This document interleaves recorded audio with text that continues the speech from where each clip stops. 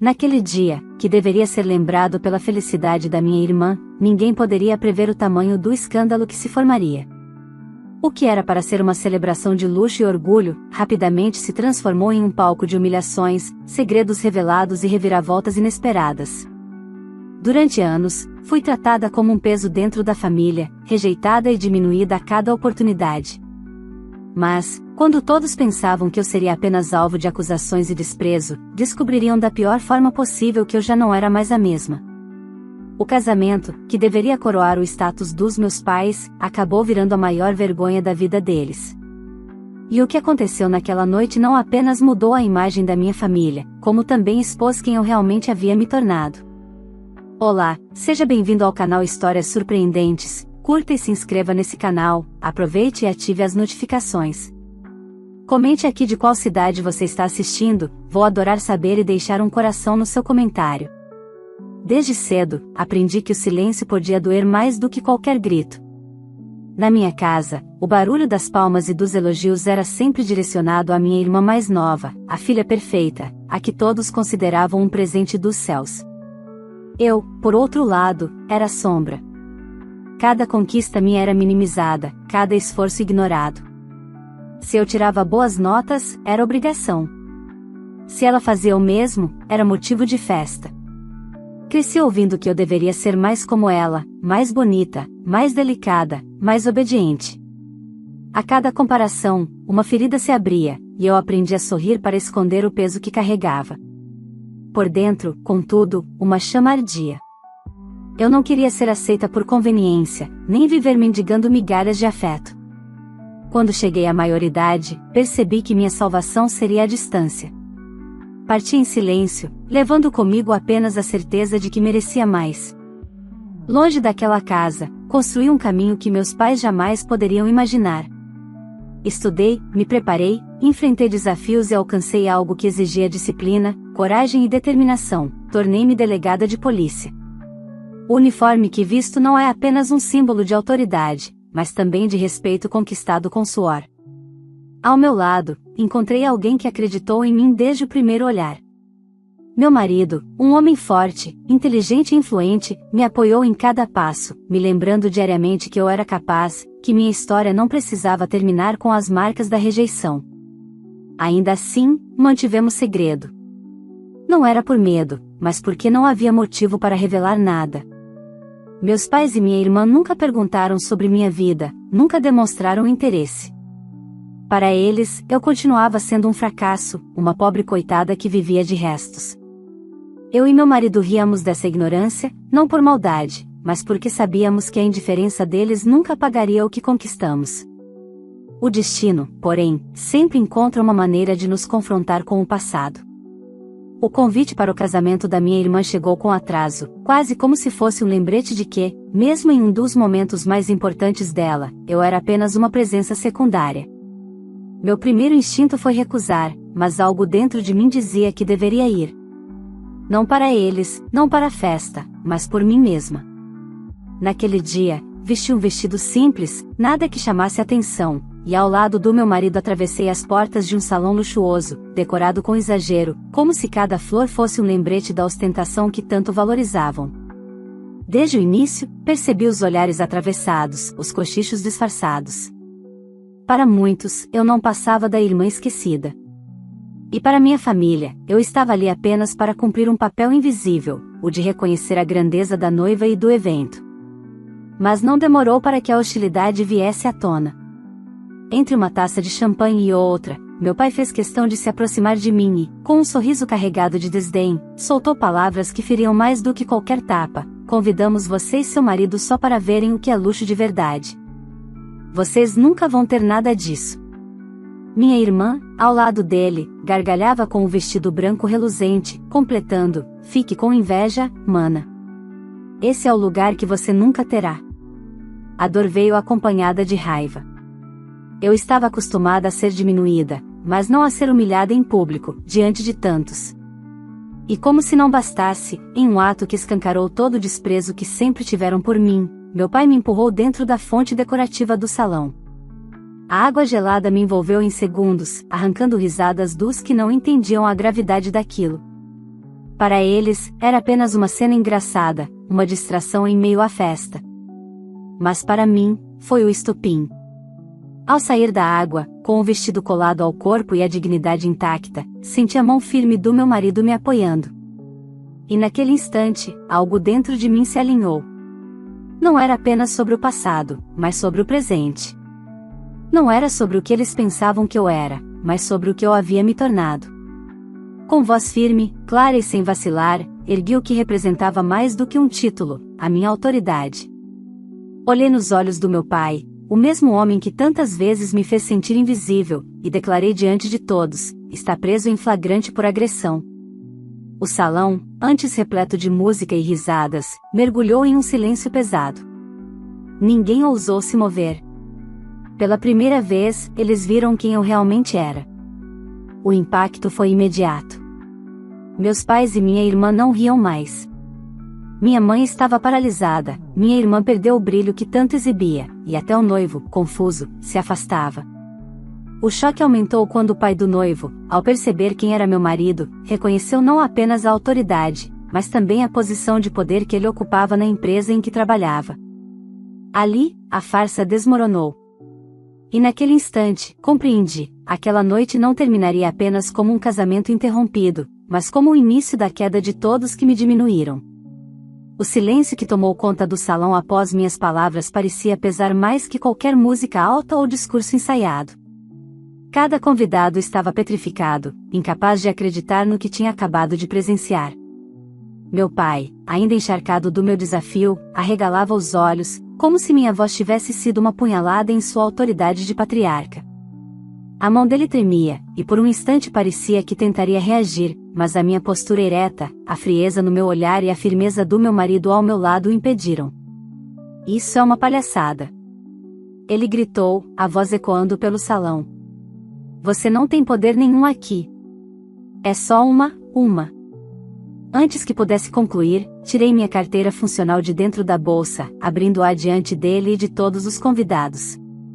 A insígnia da polícia refletiu sob as luzes douradas da decoração, brilhando como um lembrete de que a vida que eles achavam que eu não tinha era, na verdade, maior do que qualquer fantasia que criaram sobre mim.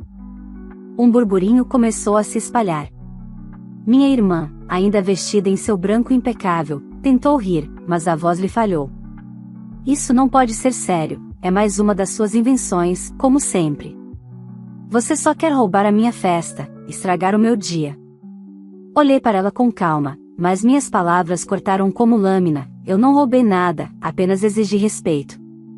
E é exatamente isso que você e nossos pais nunca me deram. O pai do noivo, um homem de postura rígida e olhar calculista, aproximou-se lentamente, encarando primeiro meu marido e depois a mim. Sua expressão mudou quando reconheceu o rosto dele. Eu conheço você, disse em voz baixa, mas audível o suficiente para muitos ao redor ouvirem. Você é diretor executivo da empresa. Meu Deus, ele recuou um passo, visivelmente abalado. Então era verdade. A revelação se espalhou como fogo em palha seca. Convidados sussurravam entre si, alguns chocados, outros tentando disfarçar o constrangimento. O noivo, sem saber como reagir, encarava o pai em busca de orientação. E foi justamente ele, em tom firme, quem decretou: esse casamento não pode continuar. As palavras caíram como um raio no salão. Minha irmã empalideceu, o noivo perdeu as forças para sustentá-la e os convidados começaram a se agitar, uns já procurando as saídas, outros tentando se aproximar para ouvir melhor o que acontecia. A orquestra, sem saber o que fazer, cessou a música, deixando apenas o som dos cochichos. Minha mãe, finalmente, encontrou forças para se aproximar. Seus olhos estavam marejados, mas não por mim, e sim pela vergonha. O que você está fazendo? Sussurrou em desespero. Vai acabar com a vida da sua irmã, com a nossa família. Eu não acabei com nada, respondi firme. Foram vocês que construíram essa mentira, que criaram esse castelo de arrogância. Hoje, ele está desmoronando sozinho. Meu pai, cada vez mais desesperado, ainda tentou se recompor. Ninguém vai me prender. Gritou, tentando se impor como fazia em casa. Mas, dessa vez, não havia mais paredes familiares para sustentá-lo. Havia testemunhas, leis e a verdade diante de todos. Fiz um sinal discreto, e 2 seguranças do local se aproximaram, já intimidados pela minha autoridade. Meu marido reforçou: é melhor não resistir. A situação já está fora de controle. Meu pai foi contido, e o choque estampado no rosto da minha irmã não tinha mais volta. A noiva perfeita agora era vista como a irmã da delegada esquecida, a que havia sido exposta diante de todos.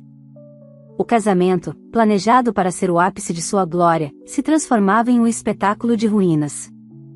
Os convidados começaram a se dividir, alguns saíam rapidamente, murmurando sobre o escândalo, outros permaneciam, fascinados por presenciar algo tão surreal.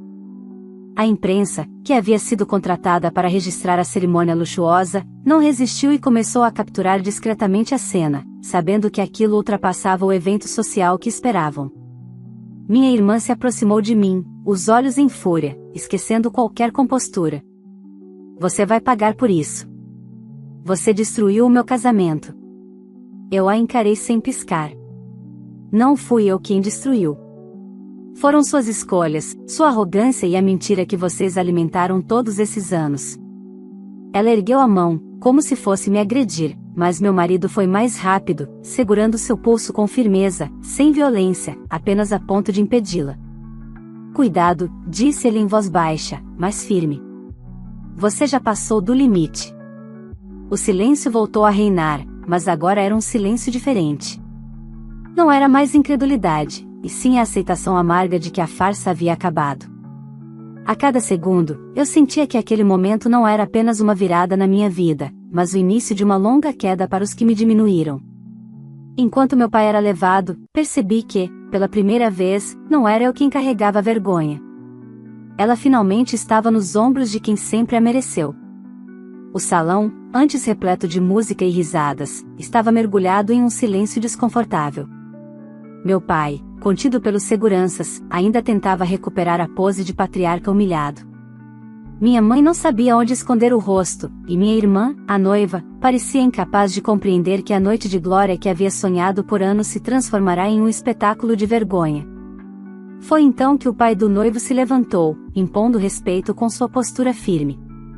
Caminhou até o centro do salão e falou em voz alta, para que todos pudessem ouvir: eu não sabia que essa era a forma como tratavam a própria filha e irmã. Não é possível celebrar uma união baseada em tanta arrogância e desprezo. Olhou diretamente para o filho e completou: este casamento deve ser cancelado agora. As palavras caíram como um martelo sobre todos. Um burburinho correu entre os convidados. O noivo empalideceu, incapaz de contestar a decisão do pai, que nunca falava sem convicção. Minha irmã, desesperada, tentou reagir. Por favor, não faça isso.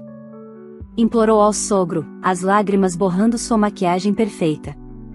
Foi só um mal-entendido, eu não sabia que ela era. Mas o homem não deixou que terminasse. Não sabia? Questionou, a voz carregada de indignação. Você sabia muito bem quem era sua irmã. Escolheu tratá-la como lixo, preferiu ridicularizá-la ao invés de respeitá-la. E quanto a vocês, disse, voltando-se para meus pais, envergonharam todos aqui. Um homem que empurra a própria filha diante de uma multidão não merece sequer ser chamado de pai. O salão inteiro suspirou, como se aquelas palavras fossem a sentença final que ninguém tinha coragem de dar. Minha irmã soluçava, enquanto minha mãe, em choque, tentava convencê-lo de que não passava de um desentendimento familiar. Mas a credibilidade deles já estava destroçada. O golpe final veio quando o pai do noivo se voltou para meu marido. Seu tom mudou, deixou de ser de repulsa e passou a ser de surpresa, quase reverência. Eu o conheço, disse, fitando-o com atenção. Você é o presidente de uma das maiores empresas do setor. Um homem riquíssimo. E pensar que, durante toda a noite, ouvi esses 3, apontou para minha família, tentando humilhar você e sua esposa, dizendo que jamais teriam o luxo desta festa. Mal sabem que essa celebração não passa de uma gota no oceano perto do que vocês realmente possuem. O choque foi imediato. O salão explodiu em cochichos. Rico? presidente, eles não sabiam quem ele era? A cada palavra, a máscara que meus pais e minha irmã sustentaram durante anos se desfazia. Aqueles que antes gargalhavam do meu banho forçado na fonte agora desviavam o olhar, constrangidos. O jogo havia virado de maneira irreversível. Minha irmã gritou em desespero: "Isso não é justo. Ela sempre quis me destruir, e agora está conseguindo." "Ninguém destruiu nada", interrompeu o pai do noivo, firme. "Foram vocês mesmos. Construíram uma imagem falsa e agora estão pagando por ela. Não haverá casamento." Olhou para o filho e decretou: "Acabou." O noivo, em silêncio, concordou. Não houve resistência. Ele sabia que seu pai estava certo e que qualquer tentativa de prosseguir seria ridícula diante da situação. Os convidados começaram a se dispersar, uns chocados, outros curiosos. Muitos, no entanto, se aproximavam discretamente de mim e do meu marido, não para zombar, mas para cumprimentar, como quem reconhece que havia ignorado a verdadeira força naquela noite. O olhar deles já não era de desprezo, mas de respeito. Minha mãe, sem chão, aproximou-se de mim com a voz trêmula. "Por favor, não deixe que isso acabe com a vida dela. Ela não merece passar por isso." Eu respirei fundo antes de responder. O que ela não merece é continuar sendo protegida da consequência dos próprios atos. Durante anos, vocês a colocaram em um pedestal enquanto me esmagavam no chão. Hoje, o que desmoronou não fui eu. Foram vocês. Minha irmã, ajoelhada no meio do salão, chorava como uma criança que perdeu o brinquedo mais precioso. Os flashes das câmeras registravam cada segundo. A imprensa contratada para enaltecer o casamento agora tinha em mãos o maior escândalo social do ano. Meu pai foi levado sob vaias de alguns convidados, incapaz de compreender como sua filha esquecida havia se tornado a figura de autoridade naquela sala. Minha mãe arrastava minha irmã pelos corredores, tentando salvá-la de olhares cruéis, mas nada poderia apagar o estrago feito. E enquanto o salão se esvaziava, a verdade permanecia: a imagem perfeita da família que tanto se orgulhava em manter estava arruinada diante de todos.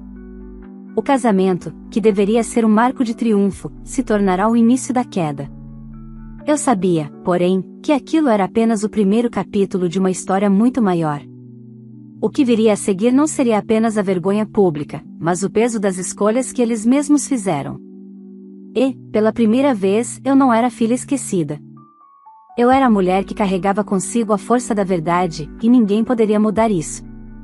O escândalo do casamento ainda reverberava na cidade quando meus pais e minha irmã decidiram que não ficariam de braços cruzados.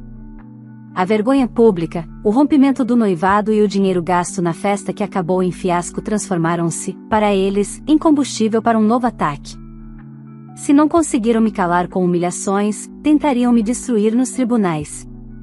"Você e aquele seu marido vão nos pagar", que minha mãe disse, em um telefonema repleto de ódio. "Perdemos tudo por culpa de vocês. E vamos exigir cada centavo de volta na justiça."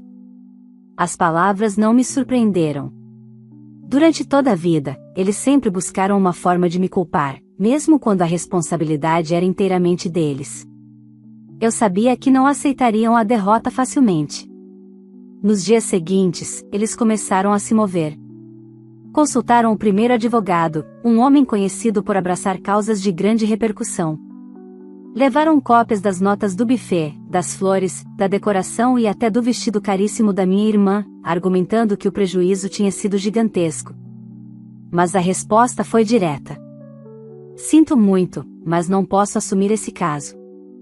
O advogado folheou rapidamente os papéis, depois os fechou. "Vocês estão tentando processar a filha de vocês por algo que decorreu das próprias ações. Além disso, olhou para o nome do meu marido, destacado em um documento, que esse processo não tem qualquer chance de vitória." Meu pai, furioso, levantou-se. "Está com medo? É isso?" O advogado manteve a calma. "Chame como quiser. Mas eu conheço bem o escritório que representa seu genro. São os melhores do país, e não perdem. Mais do que isso, tem conexões que vocês não podem sequer imaginar. Não vou arriscar minha carreira em algo fadado ao fracasso. Eles saíram da sala indignados, mas não desistiram. O segundo advogado foi procurado dias depois. Este, ainda mais respeitado, ouviu pacientemente a história, mas sua reação foi semelhante. Não existe caso aqui, afirmou. A responsabilidade pela tragédia do casamento é inteiramente de vocês. O comportamento do pai da noiva, registrado em vídeos e testemunhado por dezenas de convidados, já seria suficiente para anular qualquer acusação contra sua filha. Minha irmã, chorosa, tentou argumentar. Mas ela arruinou tudo de propósito. Sempre quis me destruir. O advogado balançou a cabeça. Isso pode até ser o que você sente, mas não é prova. E diante de quem vocês estão querendo enfrentar, não passo sequer da primeira audiência sem ser esmagado. O marido dela é representado por advogados que já derrotaram políticos, empresários e magnatas. Se eu fosse vocês, desistiria imediatamente. Mais uma vez, saíram com o orgulho ferido e a raiva ainda maior. O terceiro advogado foi a última esperança. Um profissional jovem, cheio de ambição, conhecido por desafiar casos improváveis. Por um instante, meus pais e minha irmã acreditaram que encontrariam nele um aliado disposto a comprar a briga. Ele os recebeu em seu escritório e, ao ouvir o nome do meu marido, parou. Ficou em silêncio por alguns segundos, respirou fundo e depois disse: "Sinto muito, mas não posso aceitar." "Também está com medo?" Meu pai disparou, já repetindo o mesmo discurso de sempre. O advogado se inclinou para a frente. "Não é medo. É consciência. O nome que vocês me apresentaram não é apenas de um homem rico. É de alguém blindado por um dos escritórios mais poderosos do país. Eu posso ser ousado, mas não sou tolo. Entrar nesse processo seria o mesmo que cavar minha própria sepultura profissional. Vocês não têm prova, não têm base legal, e têm contra vocês a opinião pública, os registros em vídeo e o peso da própria vergonha." Minha mãe tentou insistir. "Então não há ninguém que aceite?" "Ninguém em sã consciência", respondeu o advogado. "O caso de vocês não é apenas difícil, é impossível." Saíram de lá em silêncio. Pela primeira vez, a convicção deles de que poderiam virar o jogo começava a se despedaçar. Não havia aliados, não havia caminhos. Apenas portas se fechando diante de cada tentativa. Enquanto isso, eu e meu marido acompanhávamos tudo à distância. Nossos advogados já tinham conhecimento das movimentações e nos asseguraram que não havia nada a temer. "Eles podem gritar, espernear, bater as portas que quiserem", disse um dos sócios do escritório. "Mas ninguém vai arriscar manchar seu nome contra nós. O jogo está ganho antes mesmo de começar." Senti, pela primeira vez, que não estava sozinha. Pela primeira vez, o peso que sempre carreguei contra minha família não recaía apenas sobre meus ombros. Havia uma rede de apoio, sólida, profissional, inabalável. E isso deixava claro que a guerra deles estava perdida antes mesmo de ser travada. A fúria dos meus pais e da minha irmã, porém, não diminuía. Pelo contrário, crescia a cada recusa, a cada porta fechada. Eles não aceitavam que, depois de uma vida inteira me tratando como a filha esquecida, agora fossem eles os descartados, ignorados, rejeitados até mesmo pela lei. E, ainda assim, mesmo em meio ao ódio que destilavam, eu sabia que esse era apenas mais um passo da queda. Porque o que viria depois seria ainda mais devastador. As semanas que se seguiram ao escândalo foram um campo minado de mensagens, telefonemas e tentativas desesperadas de remontar a dignidade perdida. Minhas redes, que antes eram irrelevantes para minha família, tornaram-se um termômetro do constrangimento deles, notícias, colunas sociais e comentários públicos que narravam o fracasso de uma festa que deveria glorificá-los. Mas o que mais me chamou a atenção foi o comportamento infantil, raivoso e impotente que tomava conta das conversas privadas da minha família. Logo cedo, minha mãe iniciava uma chuva de mensagens, acusações melodramáticas, pedidos de explicação, ameaças veladas de nunca mais nos vermos e de arranjos para recuperar o prejuízo.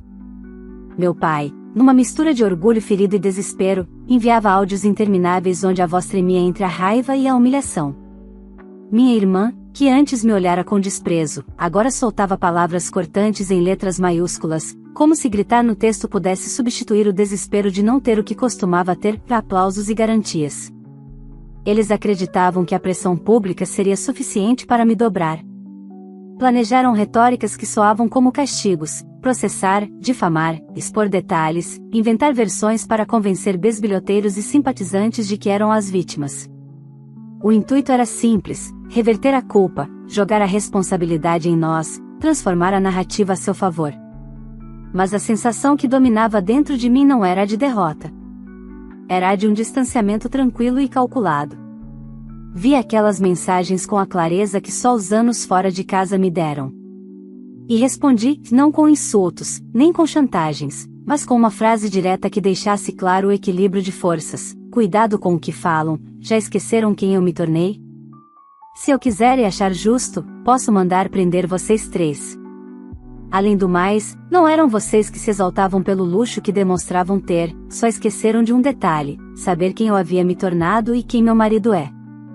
A resposta foi enviada em poucas palavras, mas cada sílaba carregava a autoridade que anos de luta e estudo me conferiram. Não precisei acrescentar ameaças vazias, a simples menção da possibilidade, mais ainda, da familiaridade dos meus advogados com o caso, foi suficiente para provocar um silêncio pesado do outro lado da linha. Minha mãe deixou de responder. Meu pai tentou rebater com uma nota de indignação, mas foi contido pelo constrangimento de saber que, legalmente, estavam fragilizados. Minha irmã, por sua vez, escreveu uma série de mensagens emotivas, ora de súplica, ora de agressividade, mas sem qualquer coerência jurídica que pudesse respaldar um processo. Parecia um corpo à deriva tentando se agarrar a qualquer boia, mesmo sabendo que as águas abaixo já haviam se encarregado de metade da sujeira. Enquanto isso, a cidade fazia seu veredito público.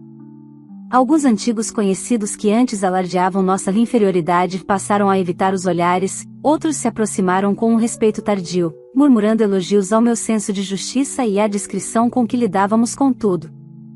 Meus colegas de trabalho e superiores foram solidários, e meu marido permaneceu ao meu lado com a serenidade de quem sabe dominar crises públicas e, ao mesmo tempo, desarmar pretensões mesquinhas. Meus pais não encontravam suporte jurídico, meus vizinhos se afastaram, patrocinadores sociais deslocaram convites, a conta do orgulho, aquela que sempre foi alimentada por aparências, começou a chegar.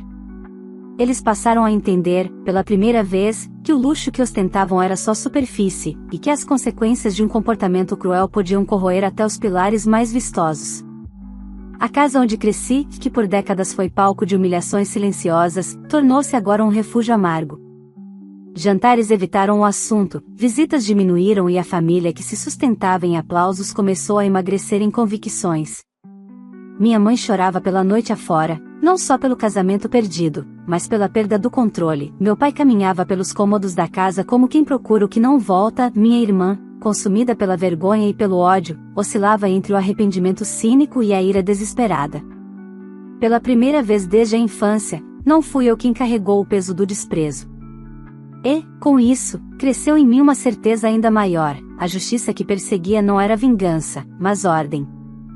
Eles haviam conhecido por anos a comodidade de humilhar sem sofrer consequências. Agora, diante da evidência e da força que eu representava, a balança começava a se equilibrar. Porém, sabia que isso não bastaria para apagar anos de feridas. Reconstruir-me, limpar minha história e, se fosse necessário, responsabilizá-los de forma que aprendessem a não ferir outros, exigiria um último movimento, definitivo e planejado. Quando decidi que era hora do último movimento, não quis que fosse explosivo por impulso, queria que fosse preciso, inevitável. Planejei tudo como quem prepara uma operação: dados, provas, testemunhas, tempo exato. Não havia espaço para o sentimentalismo que costumava me acorrentar, o que restava era a lógica da delegada, o treino de anos transformado em estratégia. Eu sabia que justiça e exposição pública, juntas, fariam aquilo que palavras e humilhações nunca haviam conseguido: obrigariam minha família a encarar as consequências. Primeiro, organizei o que havia de mais sólido. Reuni todas as mensagens, os áudios, os vídeos do salão, as notas fiscais, as assinaturas forjadas e as evidências de que eles haviam manipulado fornecedores para inflar os custos da festa e assim alimentar uma vaidade que nunca tiveram direito. Pedi aos meus advogados uma investigação cuidadosa sobre a origem do dinheiro que bancou a celebração e, discretamente, autorizei que fossem levantadas movimentações suspeitas. Sabia que, se houvesse ilegalidade financeira, não bastaria a vergonha pública, era preciso responsabilização legal que tocasse o bolso e a reputação. Em seguida, conversei com pessoas que tinham visto, gravado e percebido coisas que eu mesma não alcançara, convidados que filmaram trechos, o assessor do salão que documentava pagamentos, a florista que receberá cheques trocados por notas falsas. A maioria, constrangida ao início, aceitou colaborar quando soube que a denúncia não era vingança, mas um chamado para a verdade. A imprensa, que já cozinhara a história do escândalo, desta vez encontrou algo diferente: fontes, documentos, um inquérito que prometia ir além do espetáculo. Não busquei a humilhação, busquei que eles respondessem pelo que fizeram, e pelo modo como haviam me tratado a vida inteira. Ao fazer a denúncia formal, mantive a compostura e a frieza de sempre. Entreguei à autoridade competente um dossiê completo: agressão em público, tentativa de difamação, evidências de fraude documental e indícios de apropriação indevida de bens destinados a terceiros, tudo com carimbos, protocolos e testemunhas. Não havia espaço para alegações vazias. O procedimento lançou uma sombra nova sobre a casa que por décadas se sustentara em aparências. Pela primeira vez, papéis e leis pesavam mais que discursos. A reação foi explosiva, como eu previa. Minhas redes sociais, já um termômetro público, registraram o apoio de estranhos e conhecidos. Amigos da infância, colegas e subordinados vieram me dizer que finalmente entendiam por que eu me calara por tanto tempo, não por fraqueza, mas por estratégia. Ao mesmo tempo, minhas adversárias de sangue viraram alvo de investigações fiscais. Fornecedores foram intimados a prestar esclarecimentos. Bancos começaram a emitir comunicações oficiais. Os advogados contratados pela minha família, que antes haviam recusado a batalha, agora falavam em acordos e em reverter a situação na esfera pública. Era tarde demais, a máquina legal, uma vez acionada, corre por si. No entanto, a vitória que mais doeu foi outra. Ver minha mãe, debitada do orgulho que a mantivera de pé, reconhecer que havia errado. Não foi um momento triunfante de minha parte, foi um encontro amargo com a fragilidade humana. Ela me ligou uma madrugada, voz baixa, pedindo para conversar. Não houve pedidos de perdão grandiosos, nem justificativas que pudessem apagar anos de negligência. Mas houve reconhecimento, e isso, mais do que qualquer escândalo, alterou a atmosfera que me marcará na infância. Meu pai enfrentou as consequências que sempre evitara: processos, perdas patrimoniais e o desprezo de muitos que antes o bajulavam.